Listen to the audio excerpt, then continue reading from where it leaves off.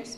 So I feel this number sounds very small, but we are very much happy to help these all individuals. So we want to increase this number. We want to help more people. If you guys are here with me, I think the world will be here with me as well. So I want to keep this speech a bit shorter because we have our special guest, chief guest, and keynote speaker who are going to, express their mental health awareness thoughts between us. So thank you so much, and a very welcome from me and from my team as well. Thank you so much. Thank you for your valuable speech, Anusha. Now, my favorites, of course, everyone's favorite counselor, speaker, and many more adjectives I can place before our name, the one and only Dr. Mehtab Khanum. Dr. Mehtab Khanum, please enlighten us with your beautiful speech.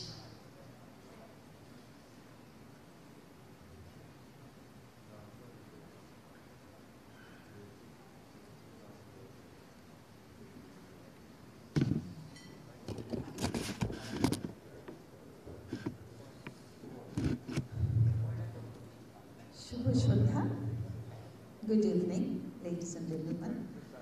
I'm so happy today because I've been asked to present the keynote speech in this gracious occasion, because I always think about mental health, and that's my passion.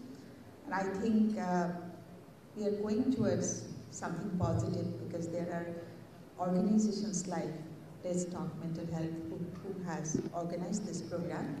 And I congratulate them because they have completed 3 years already.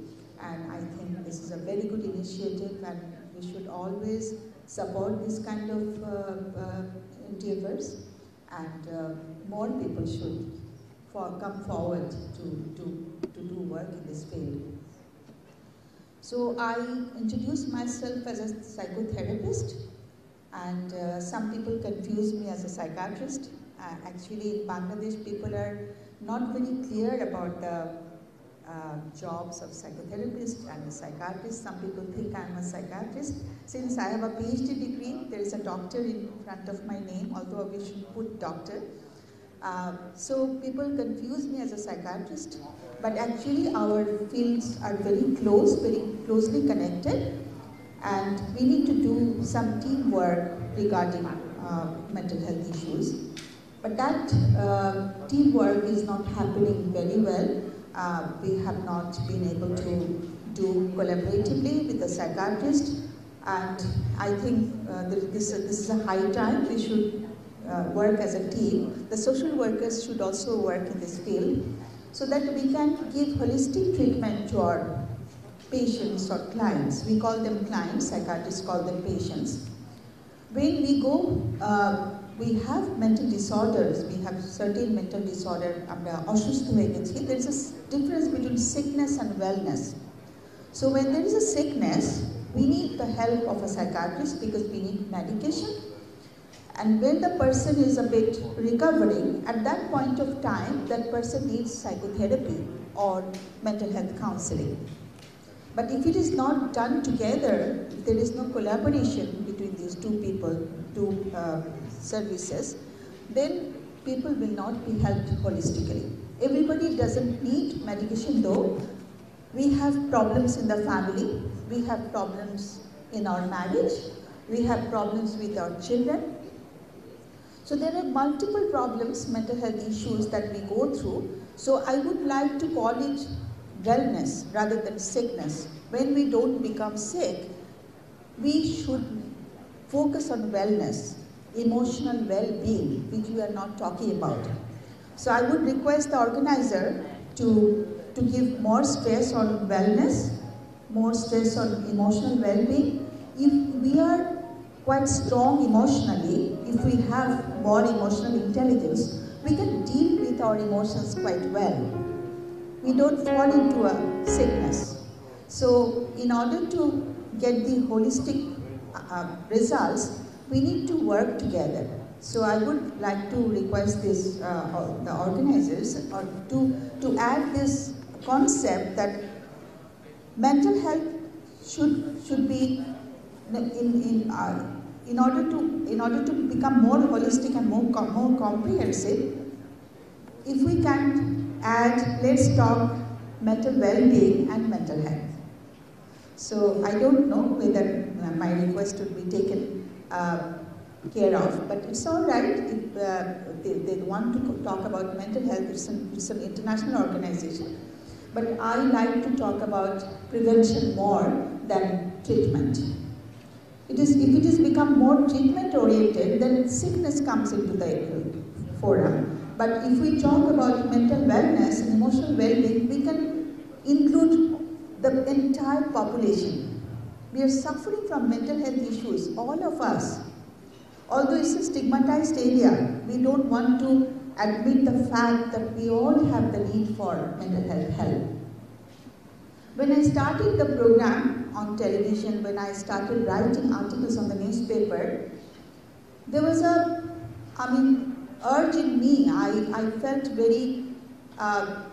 I felt the urge for spreading the awareness amongst people that we are making a lot of mistakes in our marriage.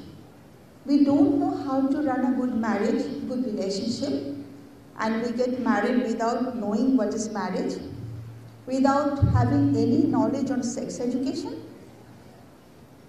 So you know that our journey starts as a married person, and we think of having children. After getting married, we all dream to have children, and we want to become parents, we want to become mothers and fathers. And because our social status is also attached to it, if I can't become a mother, I'm not accepted in the society. Although I don't know how to raise children, I want to become a mother, I want to become a father. So we get married, and we don't know how to run a good marriage, good relationship. In our country, there is a huge issues with the in-laws, because I've been talking to some long time ago. I was talking to the wife of our Swiss ambassador. She was asking me, what kind of problem do you deal with? I said that most of the people come to me when they come for counseling or psychotherapy. They come to me with the problem of in-laws. She was so surprised. She asked me, what do you mean by in-laws? Why does in-laws matter in a marriage? I said, yes, it's a big issue in Bangladesh. Because the girl has to go to the boy's house and she has to adjust from the very beginning of her marriage. So if she is not accepted well in the family, in her husband's family, she doesn't become a happy person and become the happy wife or happy mother. So there the problem starts. I'm not against girls going to the boys' family. I'm saying that we are facing problems because we are not prepared for this. We don't have any premarital counseling in Bangladesh. We don't have any parenting training in Bangladesh.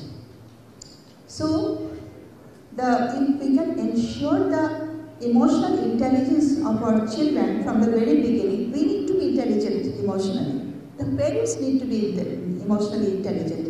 Emotional intelligence means that I will go through some emotions, ups and downs, but I can manage my emotions well. I can have good relationship with myself, and I can have good relationship with others. Some people might think that what do you mean by relationship with your own self? It means that whether I have respect for myself, whether I'm a confident person, whether I can manage my stress really well, whether I'm a good communicator, whether I'm an empathetic person, whether I can present myself in front of others, and whether I'm creative, I have critical thinking. So if we have all the soft skills before we become parents, then we become a good parent. And then we have children who can be good citizens of the country, who can contribute a lot for the country. Unfortunately, we don't do this kind of work. We don't have this kind of activities. We don't prepare our children to become a good citizen at first with all the soft skills or life skills, and then they go for jobs after finishing their studies. In the job field also they suffer from some relationship issues because the kinds of people I'm dealing with, they come with some problems in their professional field as well. They become the victim of jealousy, rivalry. So we don't know how to become good teamwork, how to become a good team worker, how to become a good colleague in the office, how to become a good boss in the office, how to become a good leader in the office. So there are so many things to learn. So I would like to talk about the prevention at first, and then the intervention part can come. If I'm really sick, I need to go to a doctor, go to a psychiatrist, go to a psychotherapist, because for a holistic treatment, both these professionals should help me. But if we can work in the prevention field, not in the intervention field more. So the prevention field, if the prevention field is taken care of, if we can have good children, good citizens in the country, they will run the country so well. They will be the good leaders, they will be good teachers, they will be good mentors. So the thing is, mental health, the importance of mental health, or importance of our well-being, emotional well-being, or emotional intelligence, or importance of having good life skills need to be given more emphasis. And we should train our children from the very beginning. When they go to school, they need to be trained in life skills, soft skills, and emotional intelligence. So it's never too late. We can start the work. And of course, we need doctors. We need good doctors, good psychiatrists. Unfortunately, we only have 300 psychiatrists in Bangladesh.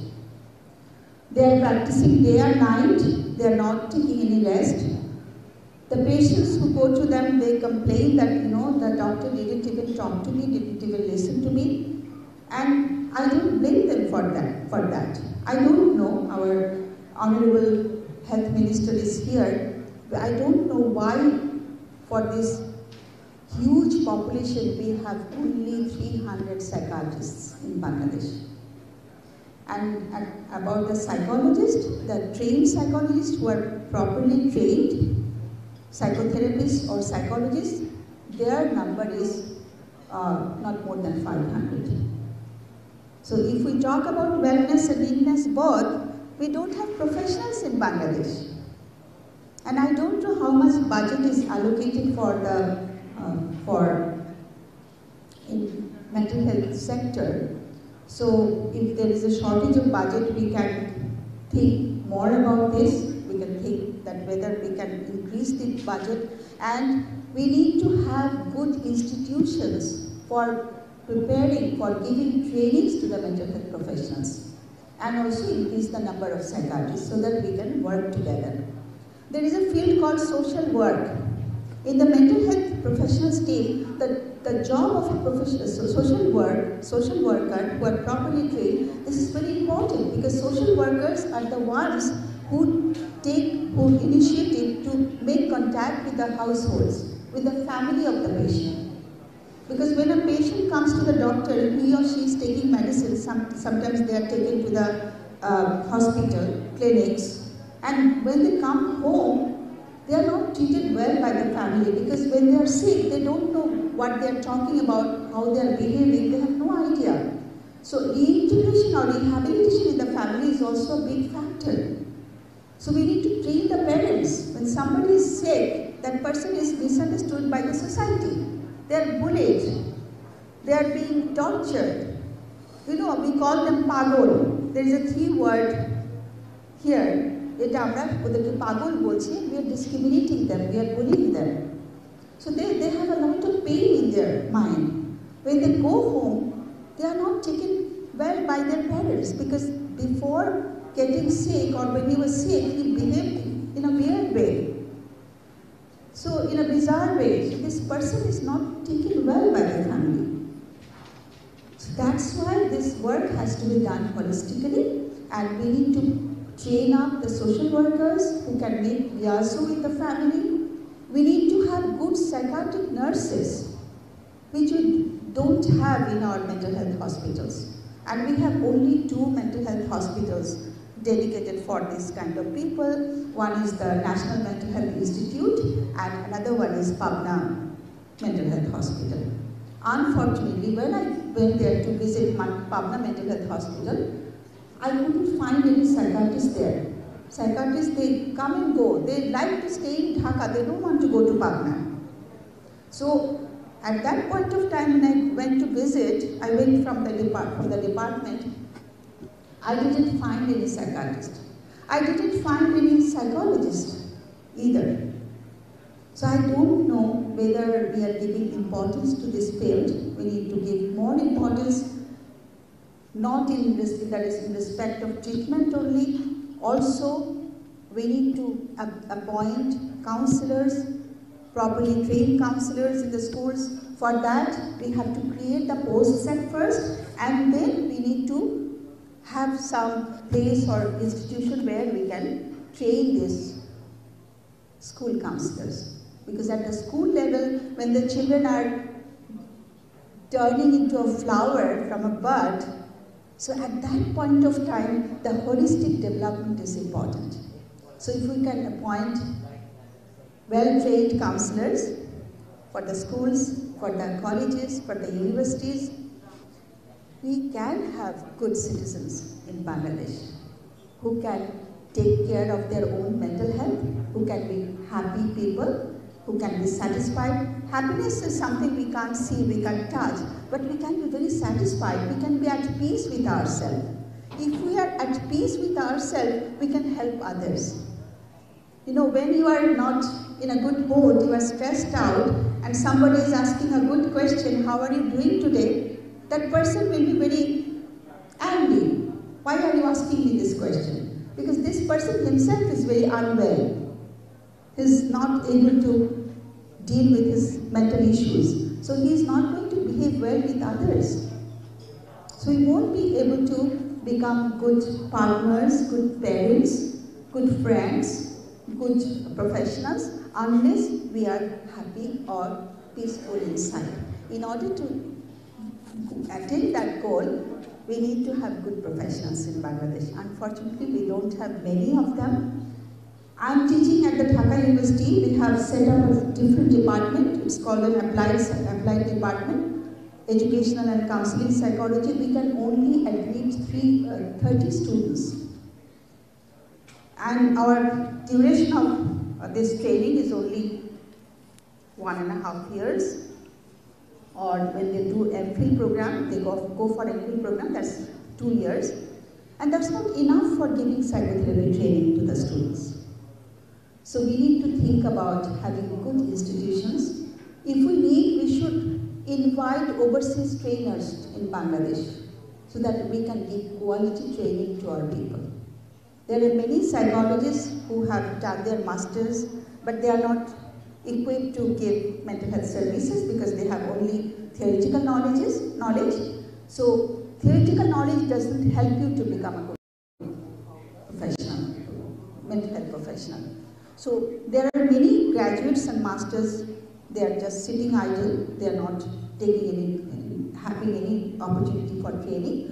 So we need to build this area. In order to build this area, we need to have good training program, quality training program, because mental health issues are increasing day by day. And during pandemic, we know that we were all confined at home. We have lost our loved ones. I have lost my loved one. And I'm still suffering. I'm still under a lot of grief. So we don't know how to deal with this grief. We have lost many close relatives. And we were all traumatized that COVID will attack me at some point of time. And there are a lot of people who are dying of post-COVID complications. So there was a research conducted at the beginning of our outbreak of COVID, which said that the adolescent children in all over the world will be the worst sufferers of mental health issues. And this problem will go on for a long time. Maybe COVID will go away from the world, but you know, the mental health issues that's going to happen to the citizens of all the countries in the world, that's going to remain for years together. So this is a hard time. The clock is ticking, and we need to be very conscious and aware of this. So I'm again congratulating the organizers, and not only let's talk mental health, let's talk about well-being, let's talk about wellness, and let's talk about the prevention, and then let's talk about the intervention later on. Thank you so much.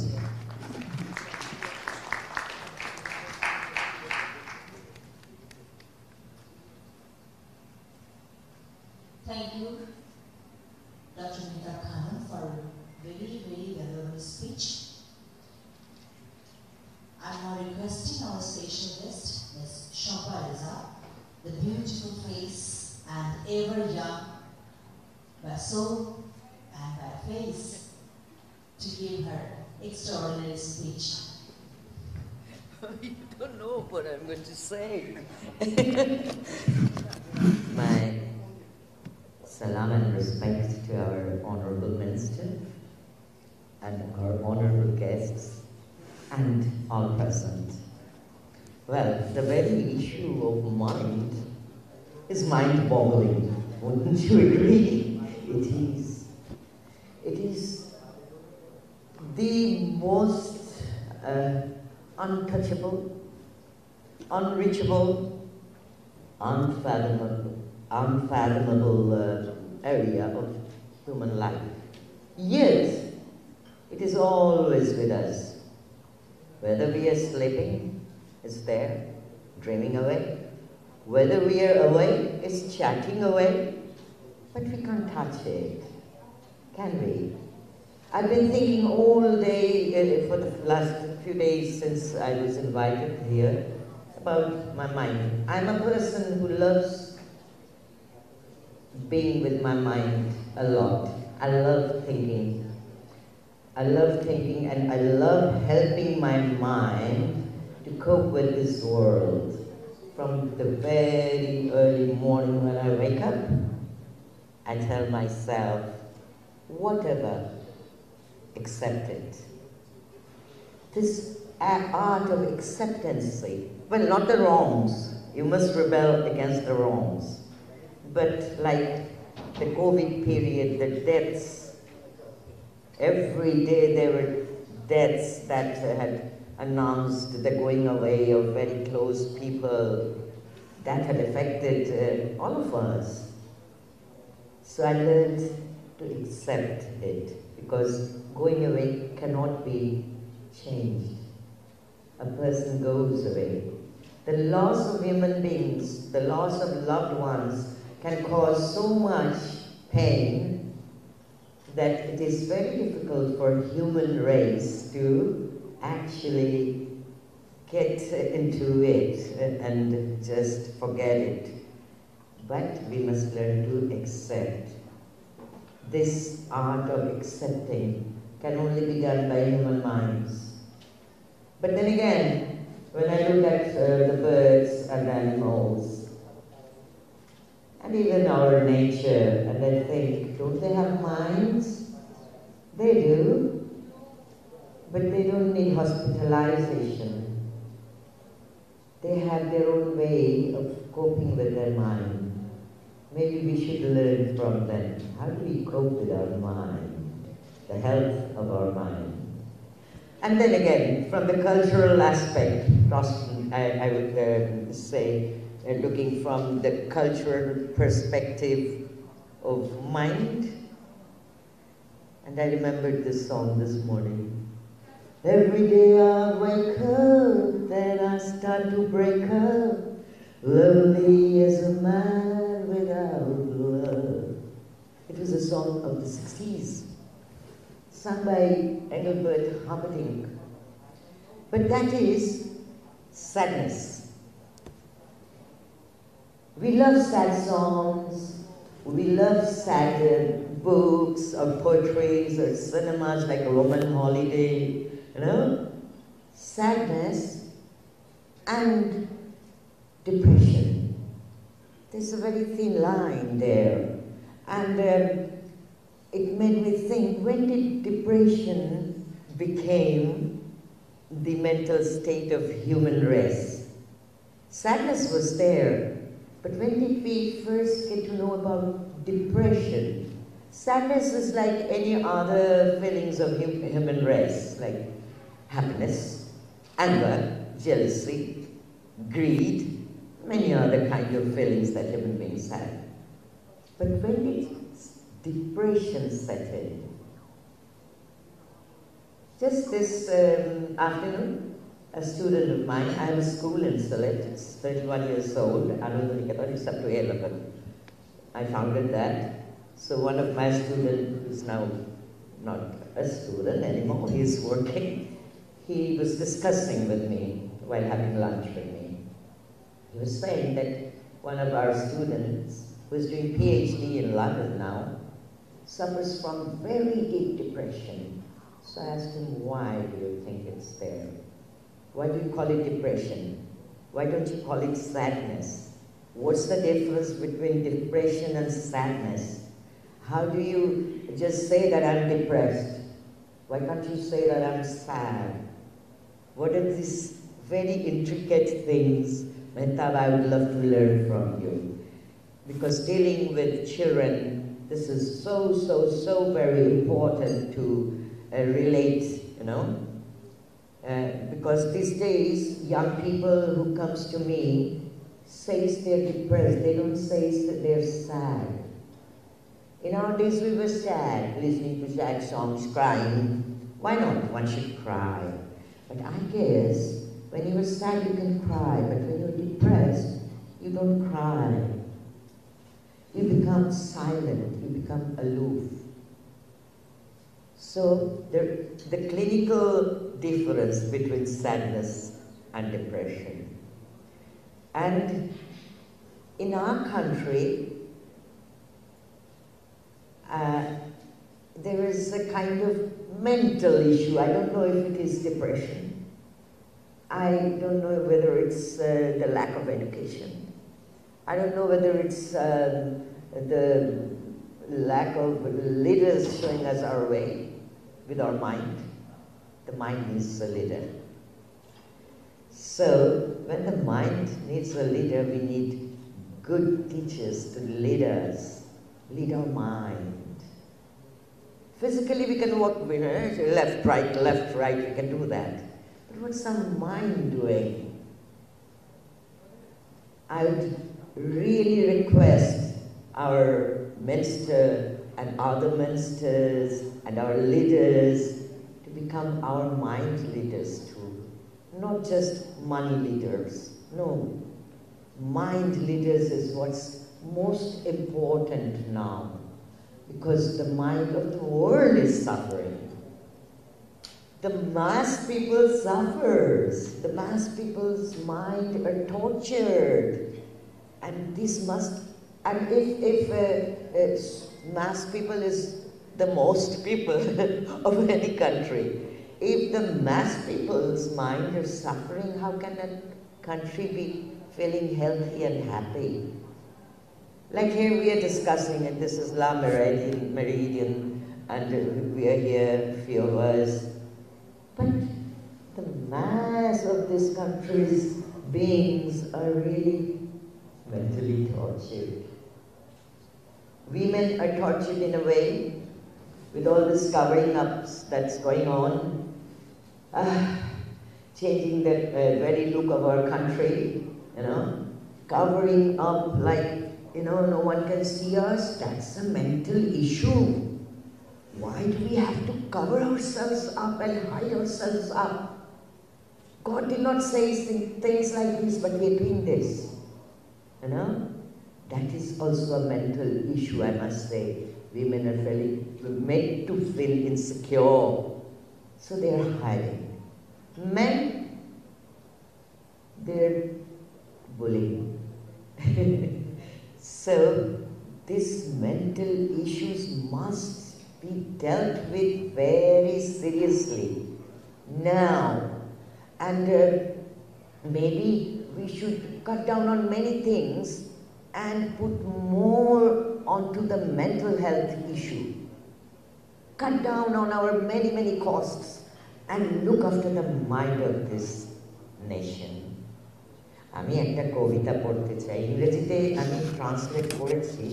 তো যেহেতু আমরা বাঙালি আছি, বাংলাটা পড়বো না ইংরেজিটা পড়বো? বাংলাটা পড়বো। কেন পড়ছি এই কবিতাটা? যদিও আমাকে বলে দিয়েছিল বেশি সময় নেবে না, কিন্তু আমি পড়তে যাচ্ছি এই কবিতাটা এইটা বলতে যে একটা লিডার কি করতে পারে। আমাদের বঙ্গবন্ধু কিভাবে একজন লিডার মানুষের মনটাকে সুন্দরের দিকে নিতে পারেন। এই জন্য আমি কবি নির্মলেন্দু গুণের স্বাধীনতা এই শব্দটি কি করে আমাদের হলো, আমি যে ইংরেজিতে ট্রান্সলেট করেছিলাম, কারণ লন্ডনে একটা সব বিদেশিদের সামনে আমার পড়তে হয়েছিল, সে কারণে আছে। একটি কবিতা লেখা হবে, তার জন্য অপেক্ষার উত্তেজনা নিয়ে লক্ষ লক্ষ উন্মত্ত অধীর ব্যাকুল বিদ্রোহী শ্রোতা বসে আছে ভোর থেকে জনসমুদ্রের উদ্যান সৈকতে। কখন আসবে কবি? এই শিশুপার্ক সেদিন ছিল না, এই বৃক্ষে ফুলে শোভিত উদ্যান ছিল না, এই তন্দ্রাচ্ছন্ন বিকেল সেদিন ছিল না। তাহলে কেমন ছিল সেদিনের সেই বিকেল বেলাটি? তাহলে কেমন ছিল শিশু পার্কে, বেঞ্চে, বৃক্ষে, ফুলের বাগানে ঢেকে দেয়া এই ঢাকার হৃদয় মাঠখানি? জানি সেদিনের সব স্মৃতি মুছে দিতে হয়েছে উদ্যত কালো হাত। তাই দেখি কবিহীন এই বিমুখ প্রান্তরে আজ কবির বিরুদ্ধে কবি, মাঠের বিরুদ্ধে মাঠ, বিকেলের বিরুদ্ধে বিকেল, উদ্যানের বিরুদ্ধে উদ্যান, মার্চের বিরুদ্ধে মার্চ। হে অনাগত শিশু, হে আগামী দিনের কবি, শিশু পার্কে রঙিন দোলনায় দোল খেতে খেতে তুমি একদিন সব জানতে পারবে। আমি তোমাদের কথা ভেবে লিখে রেখে যাচ্ছি সেই শ্রেষ্ঠ বিকেলের গল্প। সেদিন এই উদ্যানের রূপ ছিল ভিন্নতর, না পার্ক, না ফুলের বাগান, এসবের কিছুই ছিল না। শুধু একখণ্ড অখণ্ড আকাশ যেরকম, সেরকম দিগন্ত প্লাবিত ধুধু মাঠ ছিল, দুর্বাদলে ঢাকা সবুজে সবুজময়। আমাদের স্বাধীনতা প্রিয় প্রাণের সবুজ এসে মিশেছিল এই ধুধু মাঠের সবুজে। কপালে কবজিতে লাল শালু বেঁধে এই মাঠে ছুটে এসেছিল কারখানা থেকে লোহার শ্রমিক, লাঙল জোয়াল কাঁধে এসেছিল ঝাঁক বেঁধে উলঙ্গ কৃষক, পুলিশের অস্ত্র কেড়ে নিয়ে এসেছিল প্রদীপ্ত যুবক, হাতের মুঠোয় মৃত্যু, চোখে স্বপ্ন নিয়ে এসেছিল মধ্যবিত্ত, নিম্ন মধ্যবিত্ত, করুণ, কেরানি, নারী, বৃদ্ধ, বেশ্যা, ভবঘুরে আর তোমাদের মতো শিশু পাতা কুড়ানিরা দল বেঁধে। একটি কবিতা পড়া হবে, তার জন্য কি ব্যাকুল প্রতীক্ষা মানুষের। কখন আসবে কবি? কখন আসবে কবি? শত শত বছরের শত সংগ্রাম শেষে রবীন্দ্রনাথের মতো দৃপ্ত পায়ে হেঁটে অতঃপর কবি এসে জনতার মঞ্চে দাঁড়ালেন। তখন পলকে দারুণ ঝলকে তরিত উঠিল জল, হৃদয়ে লাগিল দোলা, জনসমুদ্রে জাগিল জোয়ার, সকল দোয়ার খোলা। কে রোধে তার বজ্র কণ্ঠবাণী? গণসূর্যের মঞ্চ কাঁপিয়ে কবি শোনালেন তার অমর কবিতাখানি। এবারের সংগ্রাম আমাদের মুক্তির সংগ্রাম, এবারের সংগ্রাম স্বাধীনতার সংগ্রাম। সেই থেকে স্বাধীনতার শব্দটি আমার এই কবিতাটা পাঠ করার পেছনে হলো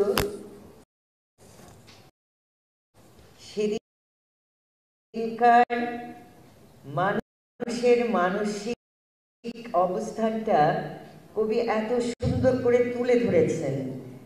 ৭১-এ বাঙালির যে সৌন্দর্য, ওই জামাত আলবদর আল শামস শিবির বা পাকিস্তানি মনাদের বাদ দিয়ে বাংলাদেশের মানুষের মন কিন্তু ডিপ্রেশনে ভুগছিল না। বাংলাদেশের মানুষের মন কিন্তু সাংঘাতিক উদ্দীপ্ত ছিল আশায়, ভরসায়, এবং সেই আশা ভরসাটাই আমি আবার দেখতে চাই। এই বিশেষ আবেদনটা আমি আমাদের মন্ত্রী মহোদয়ের কাছে করছি। আমরা আপনাদেরকে আমাদের হৃদয়েরও, আমাদের মনেরও লিডার হিসেবে পেতে চাই। ধন্যবাদ, ধন্যবাদ sir. Thank you so much, Ms. Shampareta. Thanks a lot for your valuable speech. Actually, mental health is not a destination, but a process. It's about how you drive, not where you are going. And it's time for Mr. Chaudhry Rahib Sharafat, Member of Board of Trustees, Canadian University of Bangladesh, and Youth Mental Health Advocate. Please come and take the stage. Mr. Rahib Sharafat. I'm here. Give me a second.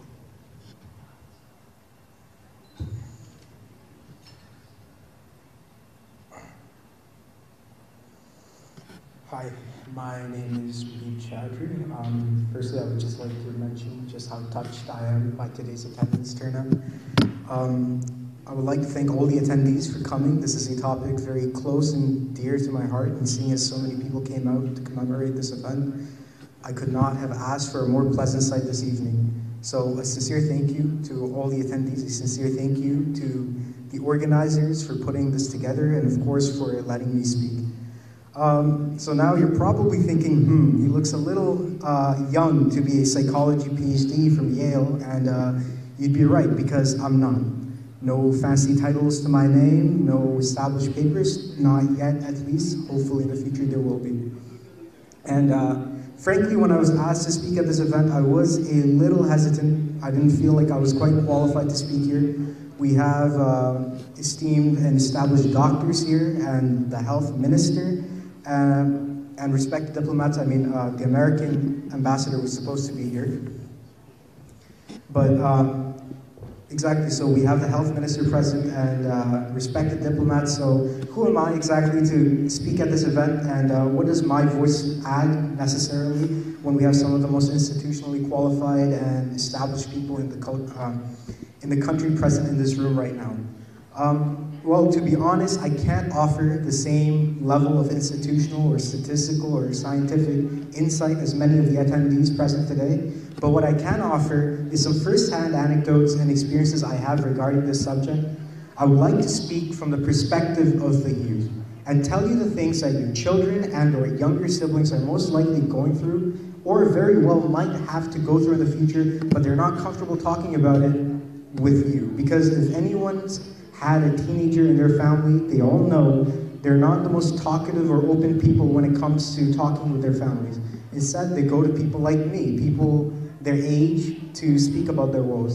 So I did choose to speak because yes, I might not be a fancy PhD with a fancy degree from a fancy school, but I can provide some insight as to how severely mental illness is affecting the youth today, since I've seen it firsthand. I'm sure you have read many articles about the rising youth suicide rates and the social alienation that seems almost ever present in this generation, and it is concerning. I'm sure I have no doubt that you are upset when you read about it, but seeing it firsthand on a regular basis simply hits a different way.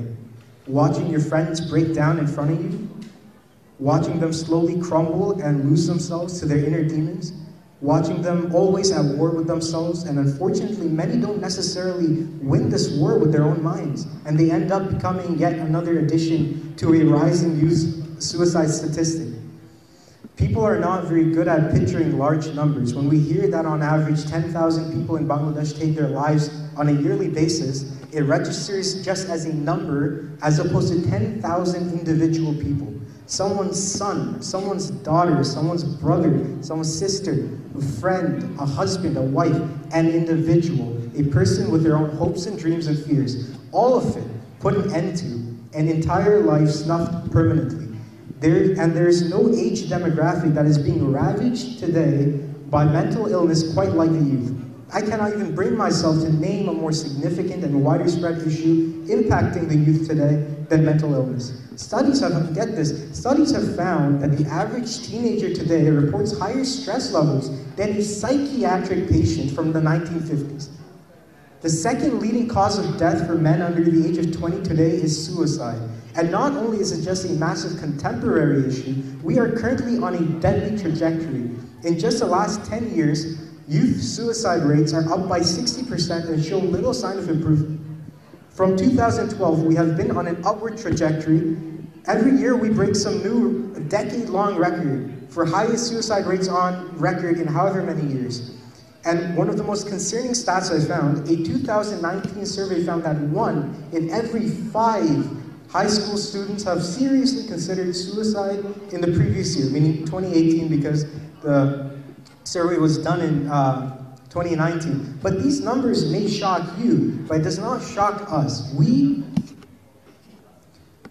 These numbers may shock you, but it does not shock us. We see it. We feel it. We are desensitized to it since we see it so often.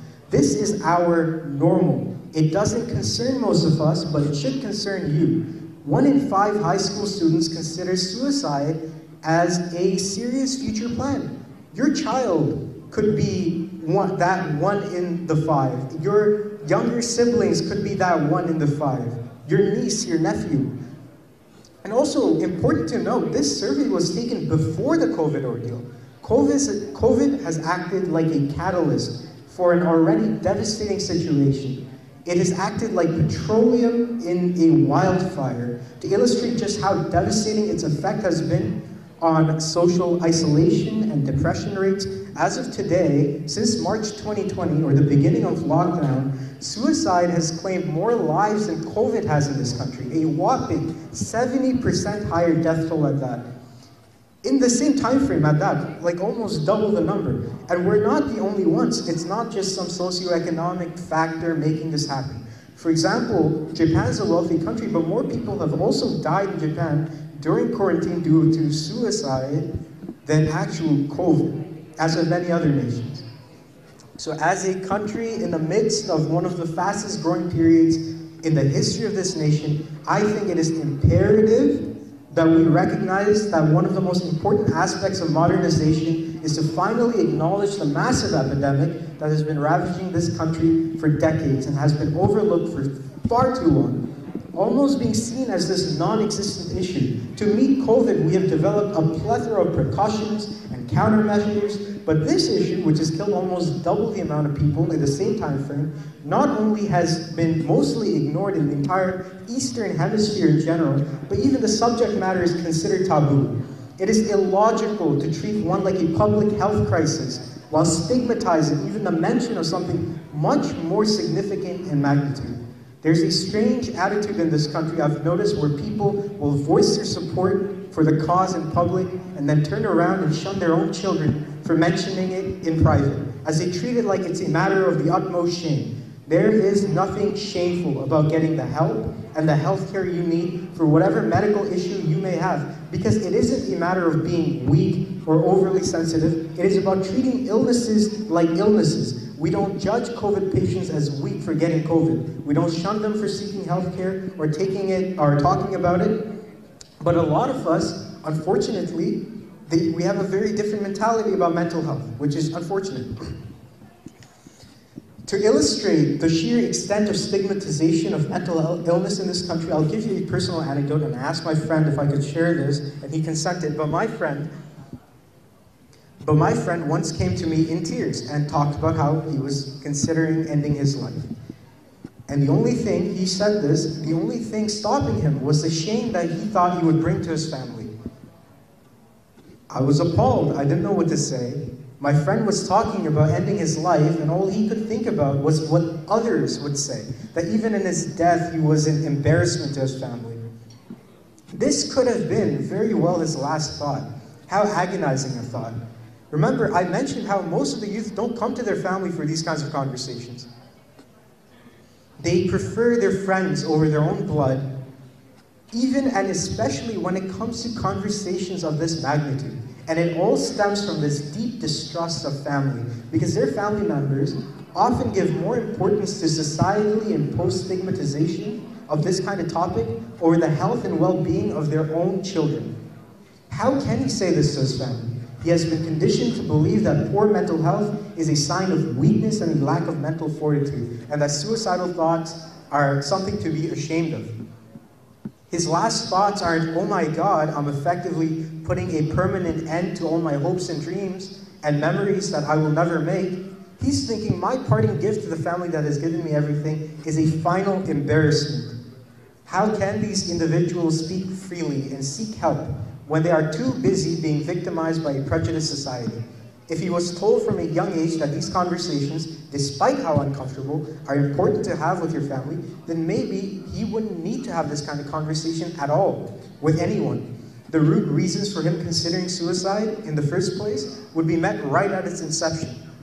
He worried about what others say, and he was right to worry because many families with suicides in their histories treat it like it's a matter of shame. They cannot even grieve properly because suicide is seen as this embarrassment as opposed to an avoidable tragedy. And the person who committed suicide is not often seen as a victim of poor mental health, but rather a weak-minded person. It is unfortunate, but it is the reality of this country, and we must make every effort we humanly can to change this reality. Hence why these functions are so important, because they allow us an opportunity to publicly address these issues and to show that it is okay to have these conversations and to be vulnerable without having to fear that others might think less of you.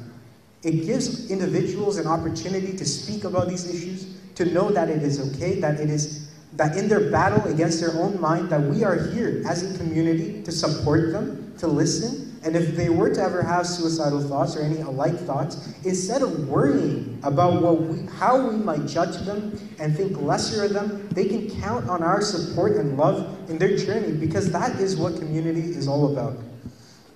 So the things I've mentioned today, we are desensitized to it, but I hope it is concerning to you, because we are talking about your children, or your future children, or younger siblings here. And you might think, I know my child, they'd never do this kind of thing. And let me tell you, nobody is immune to this. There is no vaccine against depression or anxiety or suicidal thoughts. And if parents could always tell that when their child is having these thoughts, there would be no youth suicide rate. None at all. There wouldn't be one. But there is. It is the second largest cause of death in our age demographic, higher than any disease. The symptoms of depression are rarely obvious. You can't always tell. People can live functionally with a smile on their face and suffer for years on end on the inside without anyone ever knowing. So I don't recommend trusting your recognition of symptoms as an indication of if your child is affected or not, because the signs are not always very clear or obvious. But regardless, returning to what I was saying about us being desensitized to this kind of thing, I have lost many friends to the battle against depression and mental illness. And I can reasonably say most of our generation has accepted this dreary reality as our new normal.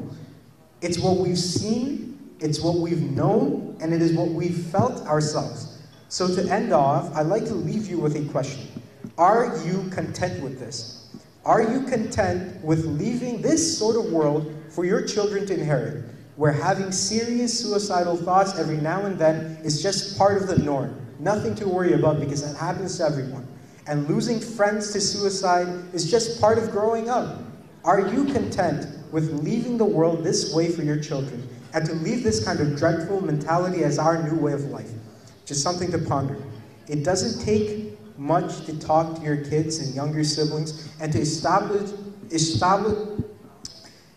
to them clearly that these topics are not off limits or a source of shame and embarrassment, because an uncomfortable conversation is infinitely preferable to a dead child. You can also do your part by retaining judgment when you see others being afflicted by mental illness. Just one negative comment allows for this deadly stigma to live another day. and for your children and siblings to lose faith in you as a potential source of support if a time ever comes where they need them, where they find themselves in a similar situation.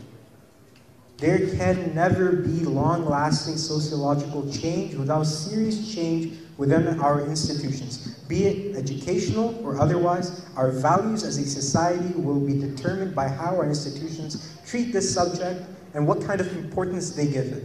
But institutions are just collections of people. Having a profound impact on this issue is not outside of your capacity, and I'm speaking to you, the person listening to this personally.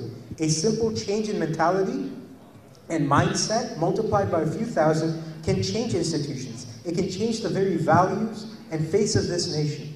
It all starts with single persons making up a larger entity.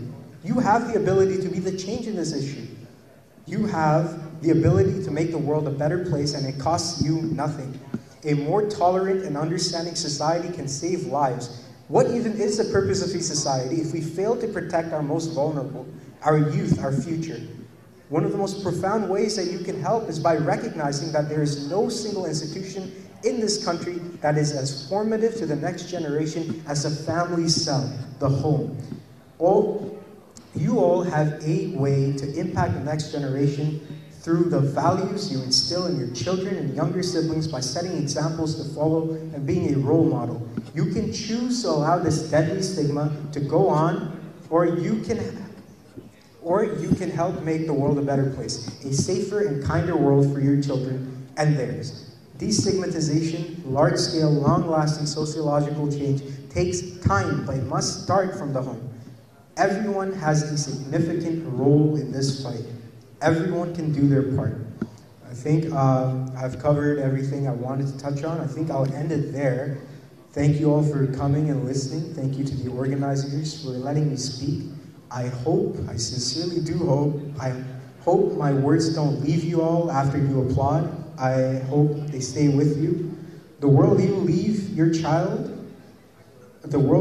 for your child depends on it. You decide if it's going to be a harsh and cruel world that crushes them with the weight of their expectations, or if it's going to be a kinder and more accepting world that uplifts them and looks after them when they need it most. I think that's all. Thank you. Thank you very much for your relevant speech. স্বপ্ন নয়, প্রেম নয়, কোনো এক বোধ কাজ করে। আমি সব দেবতাকে ছেড়ে আমার প্রাণের কাছে চলে আসি। বলি আমি এই হৃদয়ে, সে কেন একা কথা কয়। অবসর নাই তার শান্তির সময়, কোনোদিন ঘুমোবে না, ধীরে শুয়ে থাকিবার স্বাদ পাবে নাকি? পাবে না আহ্লাদ মানুষের মুখ দেখে কোনোদিন, মানুষের মুখ দেখে কোনোদিন, শিশুদের মুখ দেখে কোনোদিন। এই বোধ, এই স্বাদ পায় সে কি অগাধ অগাধ পৃথিবীর পথ ছেড়ে, আকাশে নক্ষত্রের পথ পায় সে। আর হয়তো নক্ষত্র খুঁজবে না আমাদের ছেলেমেয়েরা, আমরা সবাই পাশে আছি, এটাই জানান দিতে LTM এই আয়োজন। Ladies and gentlemen, the moment for which we all are eagerly waiting for, yes, our chief guest speech. The busiest person agreed to come to our program. Thank you, sir. Please put your hands together, audience. And now, requesting our chief guest, Mr. Zahid Malik MP, Honorable Minister of Health and Family Welfare of the Government of Bangladesh.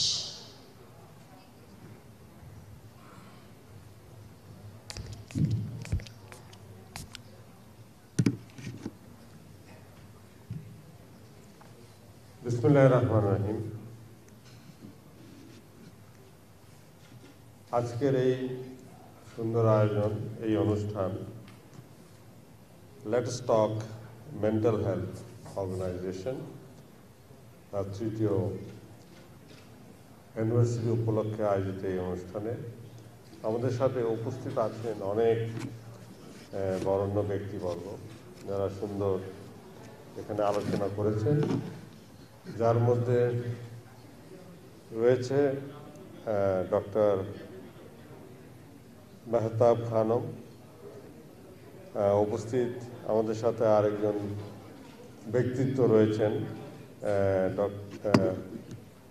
Shampa Reza, ওনাকে সকলেই চেনে, একদম দেশের সকলেই চেনে, যারা আমরা তো টেলিভিশনে দেখি।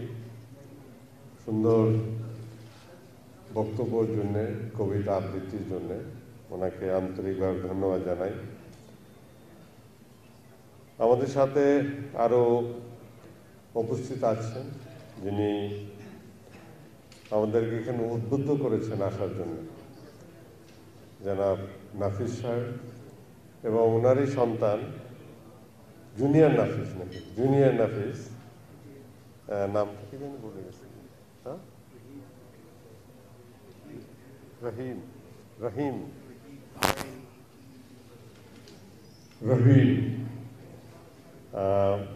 সুন্দর আলোচনা করেছে এবং মেন্টাল হেলথের বিষয়ে একটা ব্যাপক আলোচনা, কিলাবুলের ডিসকাশন উনি করেছেন, তার জন্য ধন্যবাদ জানাই। উপস্থিত এখানে আরো অন্যান্য সম্মানিত ব্যক্তিবর্গ উপস্থিত আছে, প্রিয় সাংবাদিক ভাইরা, সকলকে আন্তরিক শুভেচ্ছা বা আসসালামু আলাইকুম। আমি খুবই আনন্দিত যে আজকে এই অনুষ্ঠানে উপস্থিত থাকতে পেরেছি। আমরা বিভিন্ন অনুষ্ঠানে যাই, বিভিন্ন অনুষ্ঠানে উপস্থিত থাকি। আজকেও একটি ওষুধ শিল্প আমরা উদ্বোধন করলাম এবং রাজনৈতিক, সামাজিক, অর্থনৈতিক অনুষ্ঠানে আমাদের যেতে হয়, কিন্তু আজকে এটি ব্যতিক্রম ধর্মী অনুষ্ঠানে এসেছি। অনুষ্ঠানটা হলো লেট আস টক মেন্টাল হেলথ। সো মেন্টাল হেলথের উপরে এই অনুষ্ঠান, এই ধরনের অনুষ্ঠান আমি খুব বেশি আমাদের এখানে হয় না, করা হয় না, যেটা খুবই প্রয়োজন। এবং আজকে এখানে সেদিন আসতে পেরে আমি খুবই আনন্দিত এবং অনেক কিছু আমরা বক্তাদের কাছ থেকে জানতে পেরেছি। আপনারা জানেন, মানব সভ্যতা যখন থেকে শুরু হয়, সেই 12,000 বছর আগে এগ্রিকালচার শুরু হয়। তখন মানুষ এগ্রিকালচার শুরু করে এবং তার আগে ছিল যাযাবর, নোম্যাড ছিল। তখন যখন এগ্রিকালচার শুরু করে তখন একসঙ্গে বসবাস করে প্রাণীর সাথে। সেই প্রাণীর সাথে বসবাস করার ফলে তারা অনেক অসুখে আক্রান্ত হয়। আমাদের যত কন্টিজিয়াস ডিজিজ যেগুলো আছে, অর্থাৎ স্মল পক্স বলেন, ফ্লু বলেন, এই ধরনের রোগগুলো কিন্তু সব প্রাণী থেকে আসা। এখনো যেমন সোয়াইন ফ্লু প্রাণী থেকে আসছে, করোনা ভাইরাসটাও মানুষে মনে করে প্রাণী থেকে আসছে, যদিও এখনো কনফার্ম না। তা আমরা যেমন টিউবারকুলোসিসও আমরা প্রাণী থেকে পেয়েছি, জোনাটিক, এই সমস্ত ভাইরাসগুলো। HIV-ও বলা হয় যে প্রাণী থেকে এসেছে। তা আমরা সেই ইনফেকশন, সেই ভাইরাসগুলো, ব্যাকটেরিয়াগুলো আমরা নিয়ন্ত্রণ করতে সক্ষম হয়েছি অ্যান্টিবায়োটিক্স দ্বারা, পেনিসিলিন, অ্যান্টিবায়োটিক্স, ভ্যাকসিন, এইসব দ্বারা নিয়ন্ত্রণ হয়েছে। যেভাবে করোনা ভাইরাস এখন ভ্যাকসিন দ্বারা আমরা নিয়ন্ত্রণ করতে চেষ্টা করছি। তারপরে যখন মানুষ আগে বাড়তে থাকলো, সভ্যতা আগে বাড়তে থাকলো, তখন মানুষের সুন্দর জীবন ব্যবস্থা হলো, সুন্দর থাকার জায়গা, খাওয়ার ব্যবস্থা, চলাফেরার ব্যবস্থা, গাড়ি হলো, বাসায় টেলিভিশন হলো, সব কিছু হলো। Then we started to have NCDs, non communicable disease. এটা আমাদের তখন শুরু হয়ে গেল, অর্থাৎ যার মধ্যে অন্যতম হলো heart attack, stroke, cancer, kidney রোগ, এই সমস্ত জিনিস মানুষকে আক্রান্ত করতে থাকলো এবং মানুষ এগুলোর চিকিৎসার ব্যবস্থা বের করা শুরু করলো। ডায়াবেটিস হচ্ছে তো ইনসুলিন নেয় এবং যাতে যদি কোলেস্ট্রল বাড়ে তো অ্যান্টি কোলেস্ট্রল ওষুধ খায়। এভাবে এই এনসিডি নন কমিউনিকেবল ডিজিজগুলো মোকাবেলা করার চেষ্টা করলো, কিন্তু দেখা গেল তারপরে মানুষ আরেকটি রোগে আক্রান্ত শুরু হয়ে গেল, সেটা হলো ডিপ্রেশন। যেটা বললাম, ডিপ্রেশন অর্থাৎ mental conditions, mental issues. The entire world, especially the young people, they started to develop depression, frustration, which led to a lot of evils, and the worst is the suicide case. মানুষের সুইসাইডও শুরু করলো। সেটা কেন হয় না, mental হেলথটা কেন হয় আমাদের যদি দেখতে হয়। মানুষ একটা দৌড়ে শুরু করলো, কিভাবে সম্পদ অর্জন করবে, পাওয়ার অর্জন করবে, পজিশন অর্জন করবে। এই র্যাট রেসে মানুষের তখন ভ্যালুসগুলা ভুলে যেতে থাকলো, অর্থাৎ মানুষ আর সম্মান বোধ থাকে না, গ্রিড চলে আসলো, কন্টেনমেন্ট থাকে না এবং রেসপেক্ট থাকে না, কালচার ভুলে যেতে থাকলো। ফেলো ফিলিং যেটা আছে, একে অপরের প্রতি সহানুভূতিশীল হওয়া, এই বিষয়টিও অভাব দেখা দিল। তখন থেকে মানুষের স্ট্রেস আর স্ট্রেইন শুরু হলো। আমরা এই মডার্ন যুগে অনেক কিছু আমরা যখনই ফেস করি, অর্থাৎ কারো যদি কোনো সে চাকরি হারিয়ে গেল, চাকরি থাকলো না, বা কারো আপনজন মৃত্যু হলো, তখন কিন্তু আমরা ডিপ্রেশনে যাই, মেন্টাল হেলথ কন্ডিশন ডেভেলপ করতে থাকে। আমাদের যখন ফাইন্যান্সিয়াল লস হয় তখন অনেকে মেন্টাল হেলথের কন্ডিশনে পড়ে যায়। যখন কোন ন্যাচারাল ক্যালামিটি হয়, হারিয়ে যায় অনেক কিছু, তখনও কিন্তু অনেকে এই সাফারিংটা শুরু হয়। এবং আমাদের দেশে যেমন আরও যে কতগুলো কারণ আছে, ভায়োলেন্স হয়, মেয়েদের এগেনস্টে ভায়োলেন্স, ডিভোর্স হয়, this also leads to mental condition, depression, এবং যার ফলে আলটিমেটলি কী করে, সুইসাইড করে। আমাদের দেশে সুইসাইড রেট অত না, তারপরেও শুনি 10 থেকে 15,000 লোক সুইসাইড করে, which is also a big number. Sometimes it was less than the casualty due to coronavirus. কিন্তু অন্যান্য দেশে আরও বেশি আছে। ওয়ার্ল্ডে তো 1.4% যেটা জানলাম যে সুইসাইড রেট। কোনো কোনো দেশে যেমন কোরিয়া, জাপান, এখানে তো সুইসাইড রেট 5%, এবং সেটা খুবই হাই। সেখানে ওই ফ্রাস্ট্রেশন কাজ করে, ওই ভালো স্কুলে যেতে পারলো না, ভালো ইউনিভার্সিটি ভর্তি হতে পারলো না, দে কমিট সুইসাইড। তো এই বিষয়গুলো ওখানেও আসে।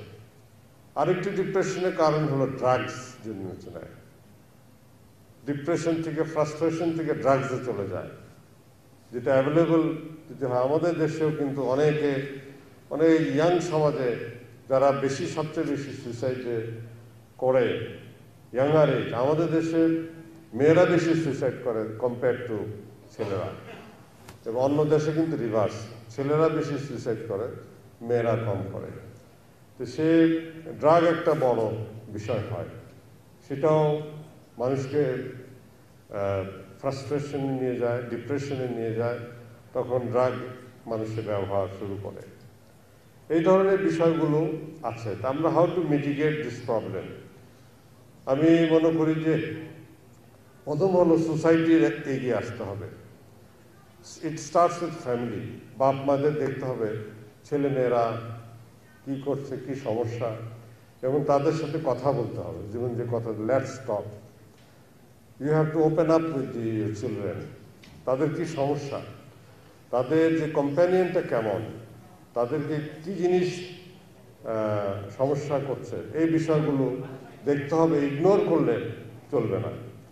সোসাইটিকেও দেখতে হবে যে সোসাইটি কি ব্যবস্থা নিয়েছে এই যাতে লোকে ডিপ্রেশনে না যায়, যে কারণগুলো হয় এই ডিপ্রেশনের, যে কারণগুলো হয় ফ্রাস্ট্রেশন, সেগুলো কমিয়ে আনা, সেগুলো কমিয়ে আনার চেষ্টা তো সেটা সোসাইটি করবে, গভর্নমেন্ট করবে।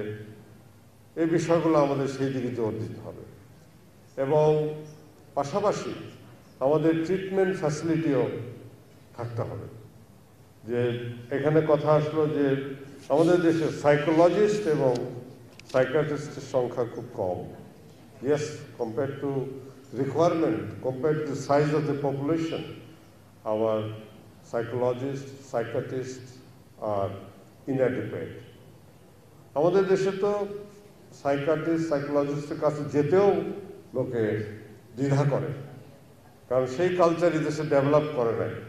সোশ্যাল ট্যাবু হিসেবে দেখে। কেউ যদি সাইকোলজিস্টের কাছে যায় বা সাইকিয়াট্রিস্টের কাছে যায়, তাকে হয়তো মনে করে যে সে মেন্টাল কেস হয়ে গেছে, পাগল, এসবও ইউজ করা হয়। সেই জন্য অনেকে refrain from taking the due treatment, due therapy এটা করে না, যেটা অন্য দেশে এটা খুবই কমন। অন্য দেশে, ওয়েস্টার্ন ওয়ার্ল্ডে, আমাদের দেশে এটা কম। আমাদের দেশে প্রতিষ্ঠানও কম, এটা আমরা মানি, প্রতিষ্ঠানও কম। বাট আমরা চেষ্টা করছি। যেমন আমাদের করোনা ভাইরাসের কারণে অনেক কিছু ডেভেলপ করেছে।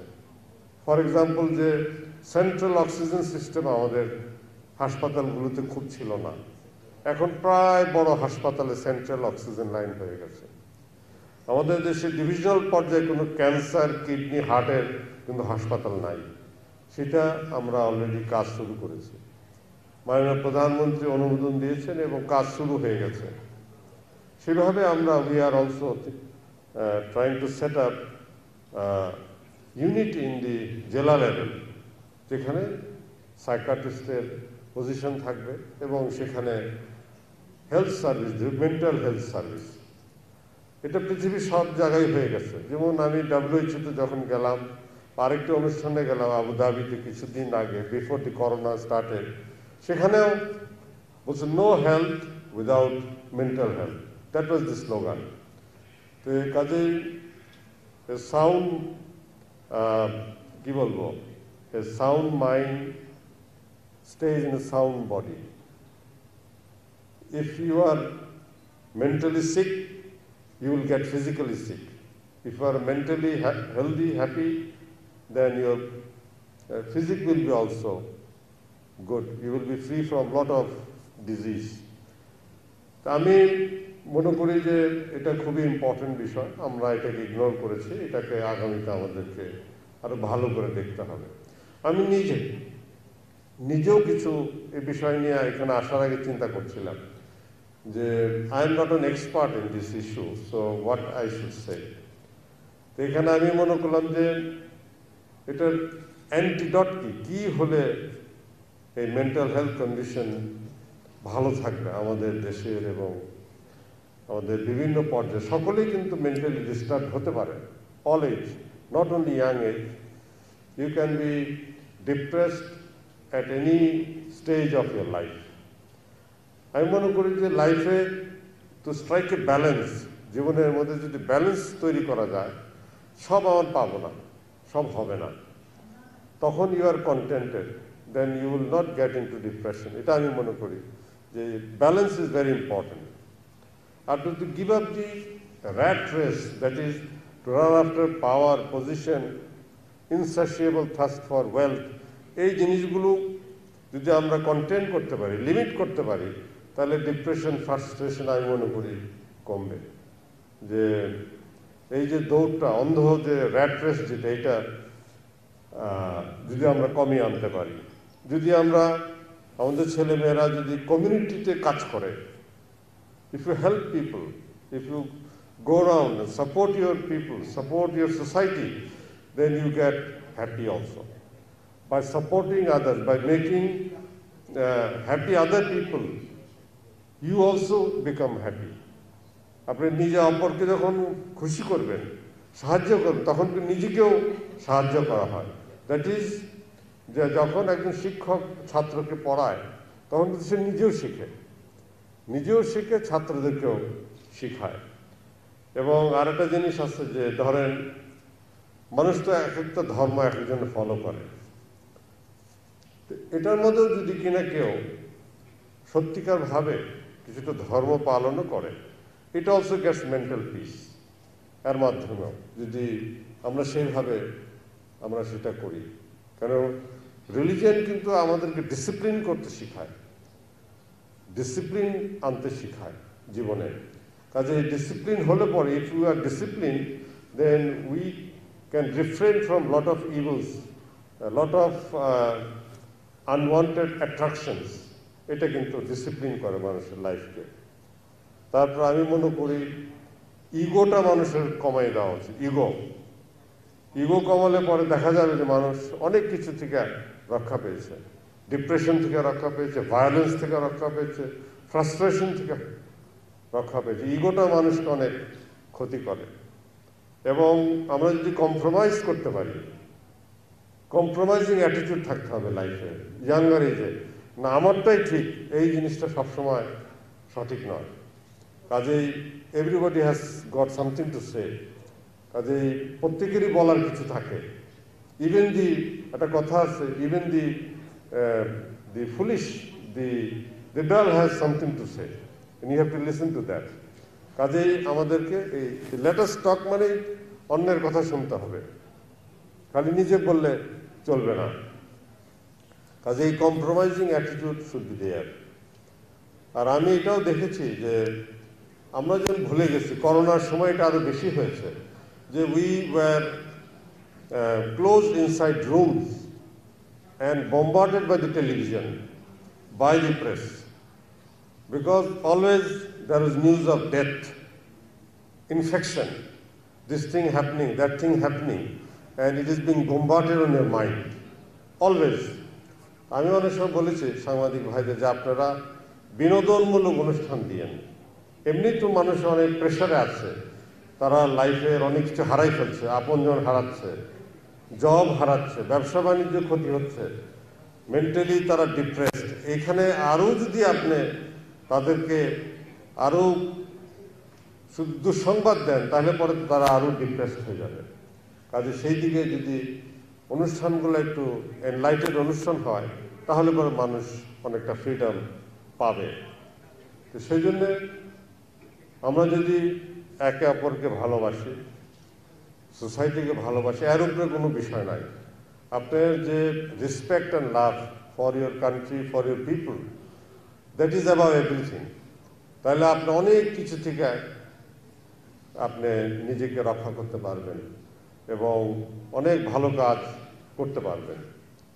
আজকে যে উদ্যোগ লেটেস্ট টক যেটা আছে, এবং আমি মনে করি যে এটা যদি এটাকে প্র্যাকটিস করা যায় অ্যাট অল স্টেজ, এটাকে যদি মেসেজটা সব জায়গায় দেওয়া যায়, যারা ইয়াঙ্গার এজে আছে তাদেরকে এবং সব এজকেই, যে আমরা এনকারেজ করব যে সমস্যা থাকলে you must open up and tell your problems and you will get a solution.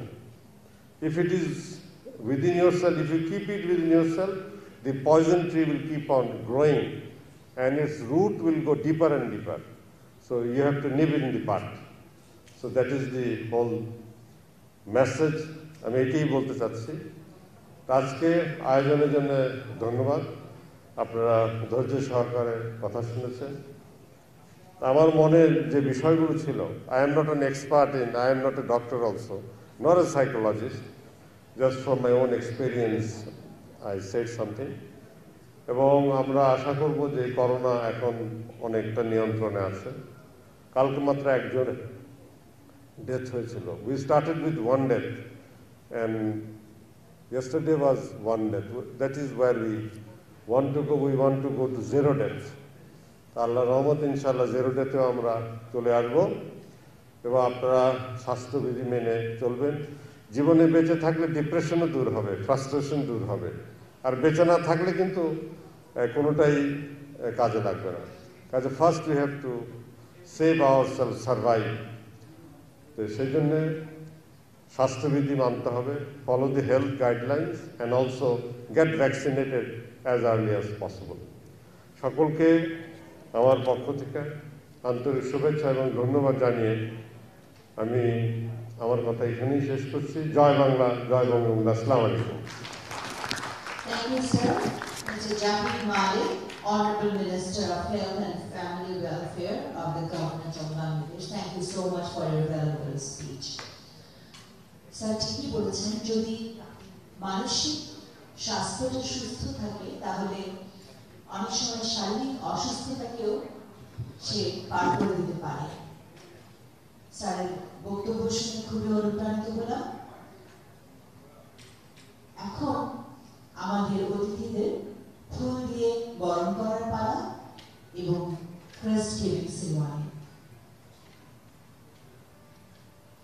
আমাদের অতিথিদের ফুল দিয়ে বরণ করে নেবেন আনুষা চৌধুরী।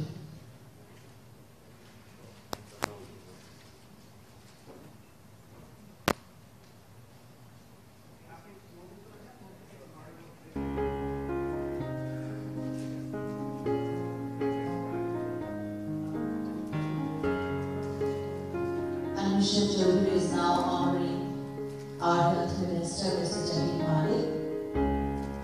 আপনাদের কি হয়েছে বুঝতে পারছেন না, আমরা ক্লাস পাচ্ছি।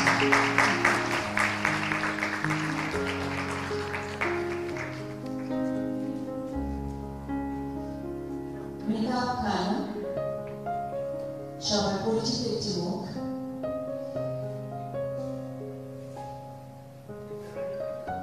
মিস্টার রাহিব শরাফত, অনেক প্রয়োজনীয় কথা আছে তার কাছ থেকে শুনলাম, মিস্টার রাহিব শরাফতের কাছ থেকে, এবং তিনি ফুল দিয়ে বরণ করে নিচ্ছেন মিস মেহতাব খান।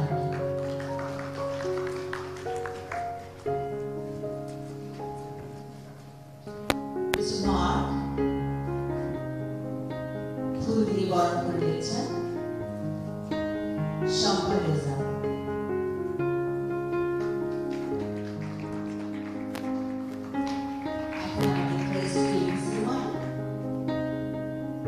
প্রথমেই আমি মিস্টার রাহিবকে রিকোয়েস্ট করব to honor our chief guest with a crest.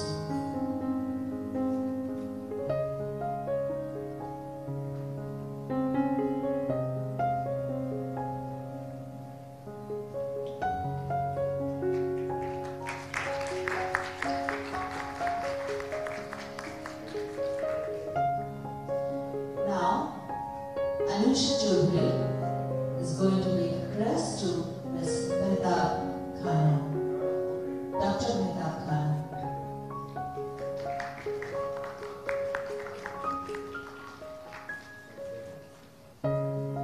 And Mr. Mark is going to give crest to Ms. Shampa Reza.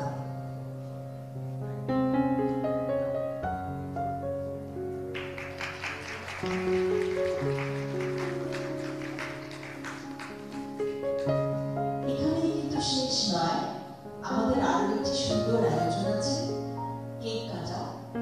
বাইরে খুব সুন্দর জেন্টল ব্রিজ ইজ ব্লোয়িং। বলতে ইচ্ছে করছে এখন খুব বেশি শীত নয়, খুব বেশি গরম নয়, খুব সুন্দর একটি আবহাওয়া। এই আবহাওয়ায় আমরা আরেকটু আনন্দ করে নিই। আমরা যত বেশি হাসবো আমাদের তত বেশি মনের স্বাস্থ্য ভালো থাকবে।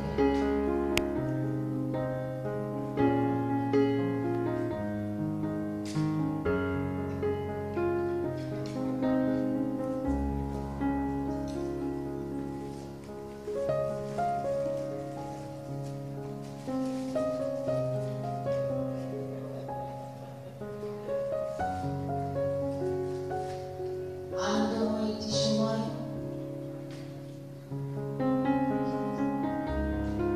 এলজিএমএইচের 3 বছর পূর্তিতে কেক কেটে উদযাপন করা হচ্ছে লিভস্টক মেন্টাল হেলথের 3rd অ্যানিভার্সারি।